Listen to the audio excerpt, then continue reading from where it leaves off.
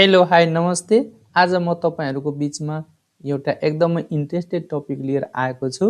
जसरी हामी तपाईले एमएस वर्डमा काम गर्दाखेरि यहाँ जसरी दुईवटा प्याराग्राफ छ हैन, अब यो प्याराग्राफको सबै कन्टेन्टलाई माथि ल्याउनु पर्यो, माथिको प्याराग्राफको सबै कन्टेन्टलाई तल ल्याउनु पर्यो भने हामी यसरी सिलेक्ट गर्छौं, कट गर्छौं, फेरि मुभ गर्छौं हैन। त्यो नगरिकन एकदम सर्टकट कीबाट कसरी गर्ने हो भने त्यसको बारेमा म जानकारी गराउन चाहन्छु। त्यसको लागि सबभन्दा पहिला यहाँ माउस पोइन्टर क्लिक गर्ने, त्यसपछि शिफ्ट अल्ट कीलाई थिच्ने, त्यसपछि टप एरो कीलाई माथिको एरो कीलाई थिच्न बित्तिकै र बटमलाई यसरी थिच्ने। माथिलाई थिच्यो भने माथितिर अनि डाउन एरो कीलाई थिच्यो भने तल प्याराग्राफ शिफ्ट हुन्छ। अप एरो कीलाई थिच्यो भने माथि, डाउन एरो कीलाई थिच्यो भने तलतिर यसरी स्क्रिनमा हेरिराख्नु भएको छ।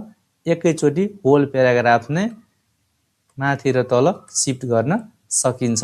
एकदमै इन्ट्रेस्टेड टिप्स हो, पक्कै पनि तपाईहरुले यसरी युज गर्न सक्नुहुन्छ, सिक्नु भएको होला। यदि तपाईहरु मेरो युट्युब च्यानलमा नयाँ हुनुहुन्छ भने प्लिज सब्स्क्राइब गरी भिडियोलाई लाइक, कमेन्ट, शेयर गरिदिनु होला। हस्, धन्यवाद।